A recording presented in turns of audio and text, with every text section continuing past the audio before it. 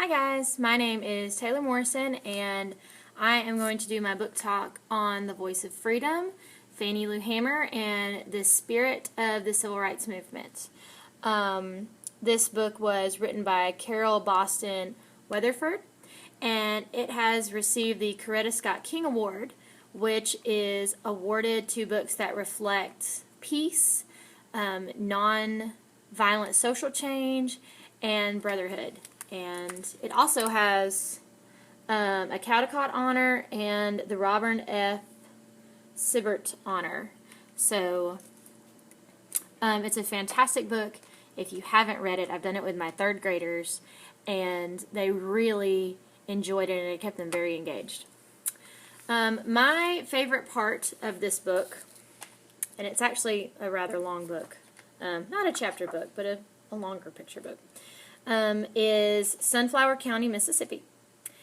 And it says, Minister Malcolm X once called me the country's #1 freedom-fighting woman. But nothing about my beginnings would make you think anyone beyond these parts would ever hear my name.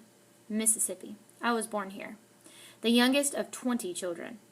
My folks, James and Luella Townsend, were sharecroppers in Sunflower County in the Delta, where the soil was as rich as black folks was poor, where the cotton was king and Jim Crow the law. When I was born on October 6, 1917, the plantation owner paid my mother $50 for producing a future field hand.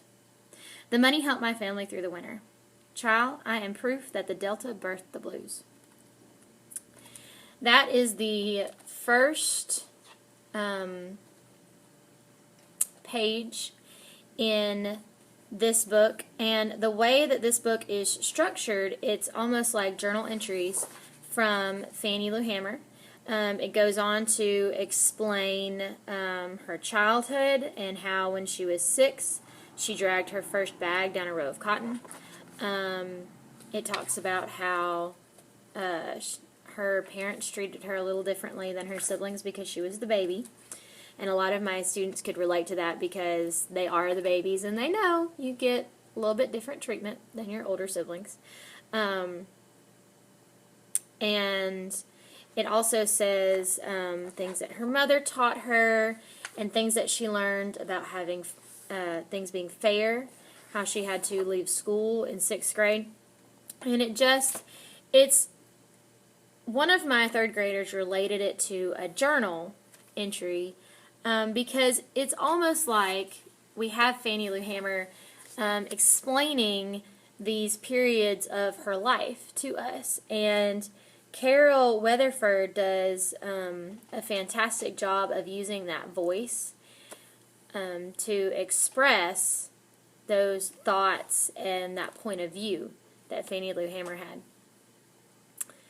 The beginning was my favorite part, where she was introducing herself and where she's from and her siblings, because it was the beginning of a legend. It was the beginning of a leader. It was the beginning of someone who was the face and still is the face of change for that movement. And it helps, in my opinion, it helps show our kids that it doesn't take a king or a queen or a president or a Congress to make real change. Real change happens when ordinary people like us decide to stand up and really use our voice. So I loved how Carol Weatherford used the beginning to say, you know, she started out like everyone did during that time period. She wasn't born anyone special, but she became a legend.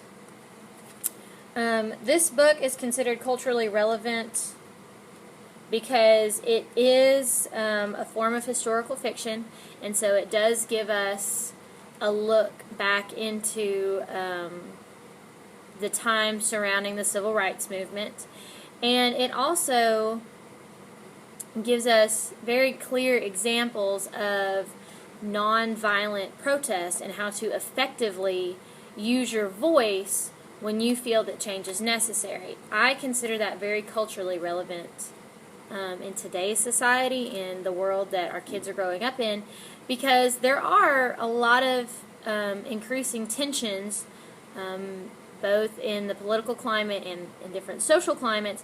And our students need to know, yes, your voice matters, and you need to make sure that your voice matters, but that can be done in non-violent ways. And I think that books like this are important examples, and it's important exposure for our students so that they understand change is going to happen, but it doesn't have to happen violently. The strategy that I used for this book when I was using it with my third graders was about point of view. We were currently in a unit that focused on point of view in our reading, and so I used this book as a read aloud, and after each selection we would talk about Fannie Lou Hamer's point of view at that instance in her life. And the text really focuses on how she felt in those periods. It wasn't just her observations of what was going on, it was her opinions about it and how she felt that it needed to change and things like that. So this is an excellent example of point of view.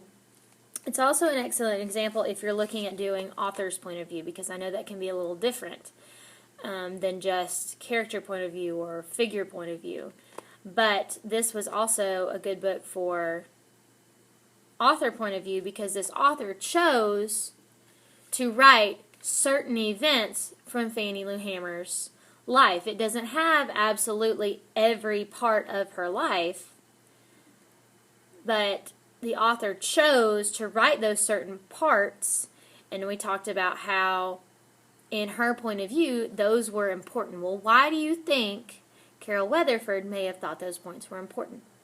And it really led to a deeper discussion about voice, about ways that we can use our voice, because some of my students said, well, if we want change, we could write books about it. You can absolutely write books about it. That would be a fantastic idea. Some other strategies that this book could be used for: it would make an excellent read aloud to use in order to create a timeline. It gives a very accurate event by event layout of Fannie Lou Hamer's life. It also provides a factual, very short biography at the end of the book that can be used as well for a timeline. It can be used to compare and contrast life in the past to life today, and how some things are similar, some things are different, and the way that we do things is always intentional. I would not use this book for grades under third. I used it as a read aloud for my third graders. It's actually on a Lexile level of 5.8. So it is a harder read, but it makes it fantastic read aloud for third grade and fourth grade if it's chunked, because it is a longer book. It does include some language, but the language is historically accurate. And so I would not give this to students to read independently if they are not mature. I chose to leave out the language when I was reading it because I knew my third graders could not handle that. But it is a fantastic book, and I think it is a very important representation of this amazing leader, and I think it's a wonderful book to integrate into your classroom. My third graders loved it, and I did tell them about my assignment where I had to talk about the book, and they said to tell everyone that they give it thumbs up.